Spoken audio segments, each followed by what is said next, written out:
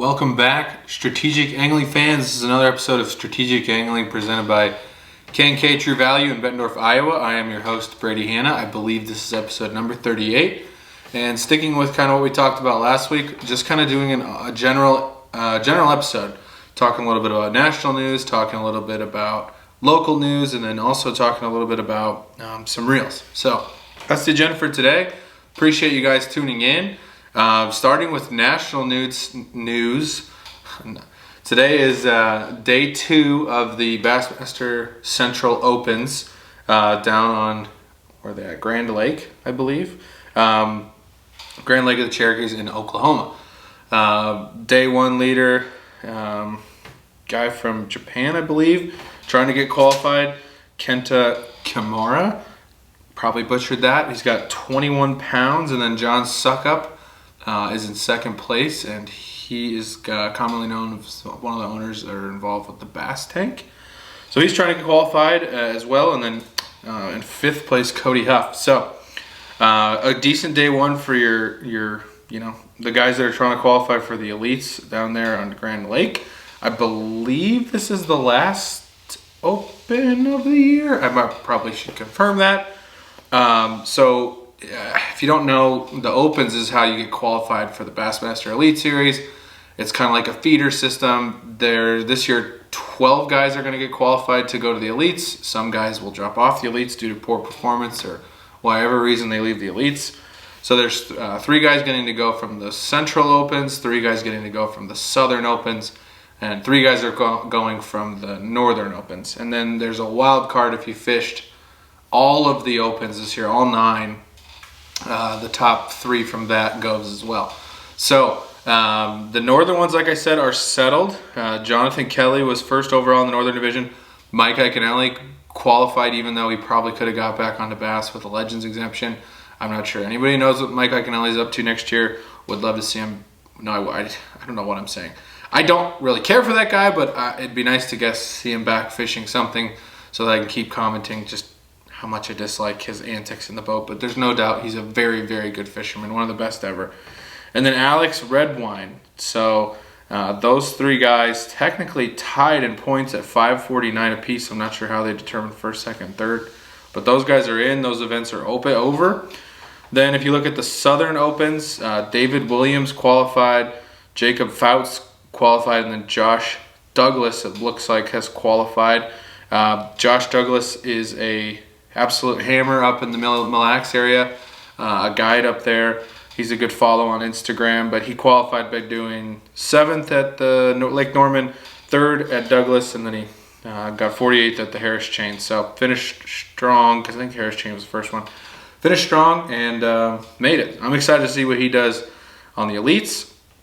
And then the last one to look at is the Central, which is, I believe, the one that's finishing up the next couple days. Cody Huff leading there, Jacob Walker, and then Daisuke Aoki. It's awesome to see these Japanese guys or guys coming across from Asia. They fish unique. They bring new baits with them. They're exciting. They're energetic. But I still can't pronounce their names just yet. So those guys are technically tentatively top 3. Jacob Poroznik is in 4th. Now I looked at the general points overview, and Poroznik is in 1st there. So you would probably assume with a decent finish at Grand, he's probably going to make it in. Jacob Poroznik is a heck of a fisherman. You probably have seen him on the Bass Pro Tour, and then formerly I think he was on the Elites. Great fisherman. Would love to see him back fishing at the highest level because he's going to win wherever he's at.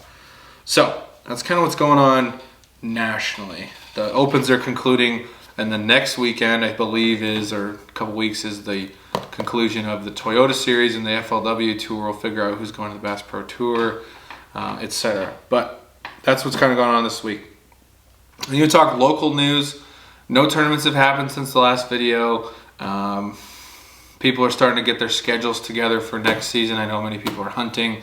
Tournaments are over around here. I would love to see us run some late season stuff, but as far as local news goes, there's not a whole lot. I will say that the Harvester Bass Club, which is the biggest bass club in the area by membership numbers, They're looking for some leaders to step up and run the weekend series, the Thursday morning series, and then also the Tuesday night series. So looking for directors for all those. So if that would be something that would interest you, definitely come to a meeting. I think there's going to be some changes next year with Harvester Bass Club regarding leadership and all that. So that's kind of local. There's not a whole lot of news locally. So then, let's talk about the last thing I wanted to discuss today. And the reason I'm bringing it up is Matt finally has got some stock of these.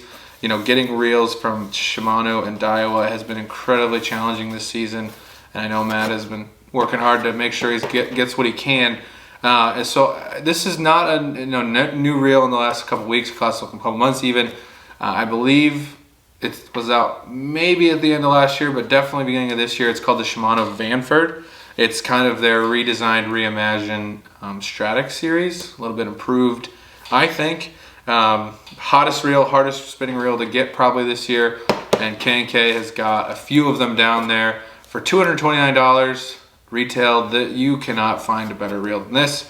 I picked myself up 2 of them. I got the 3000 size, and I've got the 2500 size. Now, technically, some lure companies, some reel makers, this is different, but the 2500 and the 3000 size are kind of your traditional bass sizes for spinning reels. And there's actually no difference in size of reel here. It's just spool size. So, you want the bigger spool, and it also comes with a slightly different handle. This comes with the paddle style handle. Not a fan of this style at all. I actually bought some aftermarket handles to replace them, just been lazy. The 2500 comes with your more traditional rounded off handle. Can't tell you why they do that. Not a fan too much of those paddle style handles, but absolutely love these reels.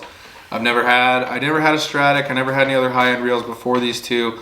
I picked these up before I headed north to Mille Lacs this year for my annual trip up there, and I am glad I did. They are fantastic. A little bit about these. For you, spec guys, they weigh 6.3 ounces, so I don't think that's incredibly light. 200 yards of 6-pound line, or 140 yards of 8-pound line. 601 gear ratio. Again, you can do them right and left. 7 bearings plus 1 RB. I wish I had Chuck and JJ here to tell me what that means, but I don't, so you'll have to guess. And then as far as features that Shimano's kind of talking about in this, they've got the MGL technology, which makes these a little lighter. It's got the micro module gearing. It still has the CI4 Plus, which was what made those Stratics pretty popular and good. Silent drive. These are very quiet reels. You're not going to hear them when you're reeling. Long stroke spool. I will say that the casting on these is great. I can't say they're better than other $229 reel because I haven't tried them. But they're sure better than those Fluger Presidents I was using prior to these. Not comparable, but quite an upgrade for me. And then they've got Hagen gear, and then X Protect. So those are kind of the, what Shimano's touting on this reel. But I'll just say, having a very nice spinning reel will make the day a little more enjoyable if you can, if it's in your budget and you want to invest in a nice spinning reel. I can't recommend these enough, and Matt's finally got some. I think they're the best spinning reel for the buck right now on the market. Yeah, that's all there you can say about these two. I've got both of them rigged with braid. Have not tried them with straight fluoro. I like to do braid to fluoro. Leader adds a little time, but I think you catch more fish and you have better hookup ratio. So yeah, I'm running this season, about halfway through, I got the Champ XP 703 spinning rod, and I also upgraded to the DRX 722. Both excellent rods. I kind of use the 703 for my all-around stuff, and the 722 for really light applications, mainly drop shots. So yeah, go down, check one of those things out. He's got a couple of them left. I can't promise they'll be there when this video, this video's airing today, so they should be there, unless there's just a run on Shimano reels at 10:15 on a Friday. But hey, weirder things have happened. It's 2021. So I'm rambling. I've been rambling for a few minutes. I still want some feedback from you guys. I would like to have hear ideas on what you guys want to see content on.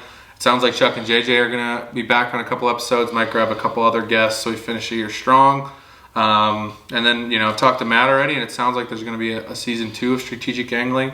So I appreciate everybody's support, and we're looking, you know, to make these videos even better next year and years after that. So this has been another episode of Strategic Angling presented by K&K True Value.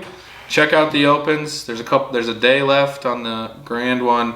Check out your local bass club. This is the time of year to get involved. They're doing schedules. They're deciding who's going to run stuff. You know, Twin Rivers, QC Bass, and Harvester are kind of your local options. Look into all 3 of them. See if you find one that you like. You'll see me at some Harvester stuff next year potentially regarding running that club or getting involved with running that club. We're going to figure that stuff out, but get involved, and we'll see you guys next week.